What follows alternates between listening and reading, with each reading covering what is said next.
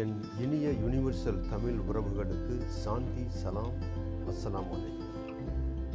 இன்றைக்கி நீங்கள் பார்க்க போகிறது ஒரு எக்ஸ்க்ளூசிவான ஒரு கோகனட் ஹில், அமெரிக்காவில் கோகனட் ஹில் அப்படிங்கிற ஒரு ஸ்டோரை பற்றி தான் நம்ம பார்க்க போகிறோம். வாங்க நிகழ்ச்சிக்குள்ளே போகலாம்.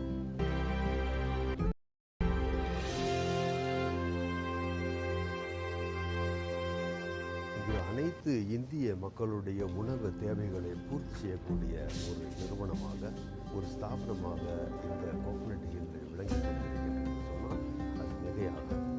இன்னொன்று, இந்த கோகனட் ஹில் என்று பெயர் வைத்ததுக்காகவே நான் முதலில் இவர்களை பாராட்டினேன்.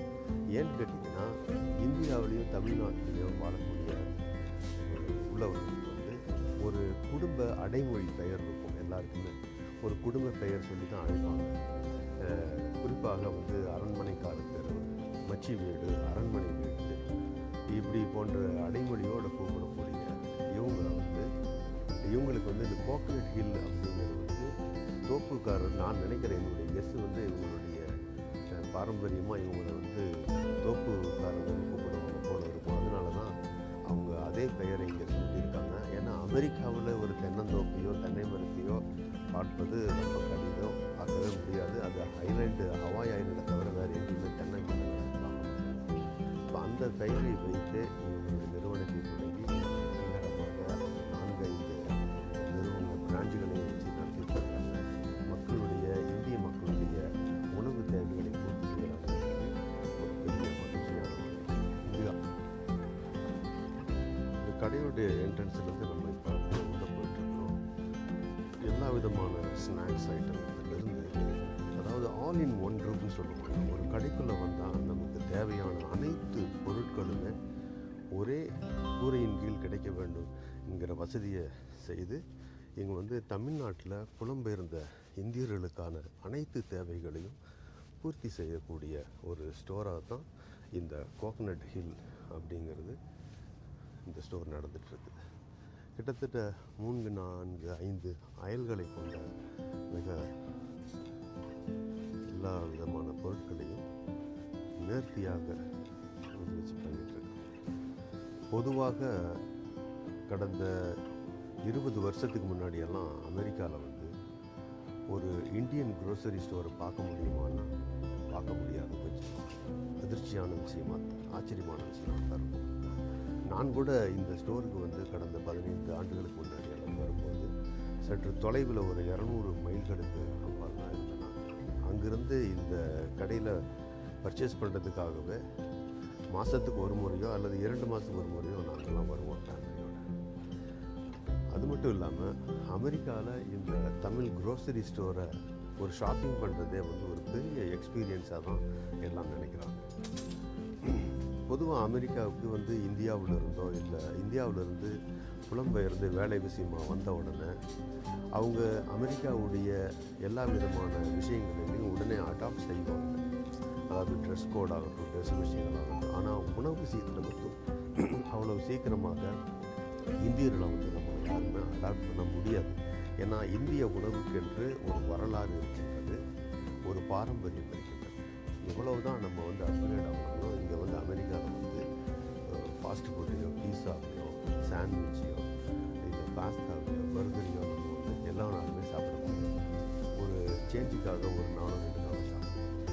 ஆனால் மற்றபடி பார்த்திங்கன்னா நம்ம இந்திய உணவு தான் நமக்கு என்றைக்குமே ஏற்றதானதாக இருக்கும். அந்த அடிப்படையில் அமெரிக்கா எல்லாரும் அவங்க கம்பெனியில் தேடுற அட்ரஸை கண்டுபிடிக்கிறதுக்கு முன்பாக இங்கே இந்தியன் க்ரோசரி ஸ்டோர் எங்கே இருக்குது, இந்தியன் பொருள்கள் எங்கே கிடைக்கும் அப்படிங்கிறது தான் தேடி பார்க்கக்கூடிய ஒரு பெரிய விஷயமா இருக்கும். இப்போ இந்த கோகனட் ஹில்லுங்கிறது கலிஃபோர்னியாலேயே 4-5 சிட்டிகளில் பிரான்ச்சை தொடங்கி இது மட்டும் ஒரு க்ரோசரி ஸ்டோர் மட்டும் இல்லாமல் நமக்கு தேவையான அனைத்து பாத்திரம் வகைகளிலிருந்து அனைத்து கிச்சன் வகைகளில் பூஜை சாமான்களிலிருந்து பலவிதமான அனைத்து மக்களுடைய தேவைகளையும் பூர்த்தி செய்யக்கூடிய ஒரு நிறுவனமாக தான் இந்த 2014 இந்த நிறுவனத்தை ஆரம்பித்து இங்கே சக்ஸஸ்ஃபுல்லாக இந்தியன் க்ரோசரி, அதாவது coconut hill Indian grocery store நடத்திட்டு இருக்காங்க. ரொம்ப எல்லாமே வந்து ஃப்ரெஷ்ஷாகக்கூடிய தரமான ஒரு விலையிலையும் தரமான பொருட்களாகவும் இங்கே சப்ளை பண்ணிட்டு இருக்கிறாங்க.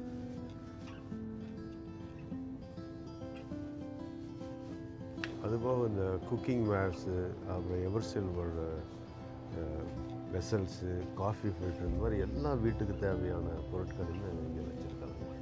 ஏன் இன்னும் சொல்லப்போனால் ட்ரெஸ்ஸஸ் கூட இந்தியாவிலேருந்து வருது.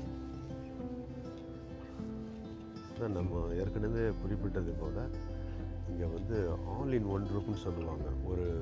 ஒரு குடியின் கீழ் அனைத்து பொருட்களும் கிடைக்கக்கூடிய வகையில். இங்கே தான் அந்த ஃப்ரெஷ்ஷு ஃபிஷ்ஷு பார்த்திங்கன்னா தெரியும், பேக் பண்ணி சீல்டு ஏர் பேக் பண்ணி பக்காவாக வருது. எல்லாமே ஃப்ரெஷ்ஷு. இது நேற்றுக்கு முந்தா நாள் 2 நாளைக்கு முன்னாடி வந்ததுன்னு நினைக்கிறேன். எல்லா விதமான ஃபிஷ் வகைகள்.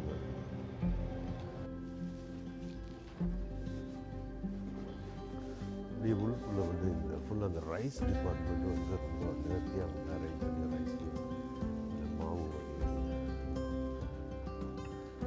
ஃப்ளவர்ஸ் இருக்காங்க.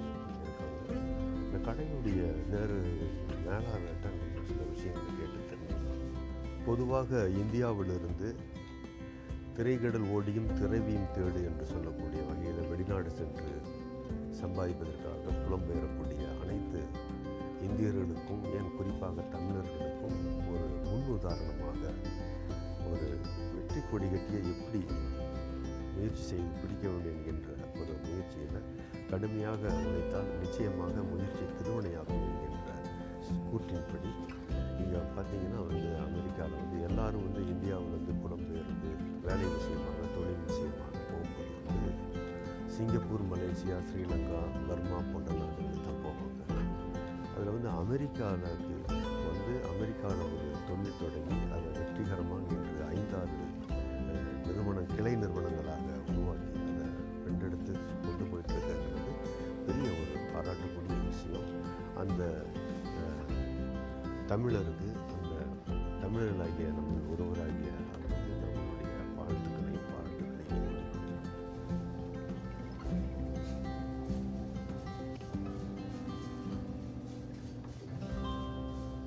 மக்களுடைய தேவை அதிகரிப்பதைப் போலவே அவங்களுடைய தேவைகளை பூர்த்தி செய்கின்ற செட்டப்பும் இங்கே வந்து நிறைய அதிகரிச்சுட்டே இருக்குது.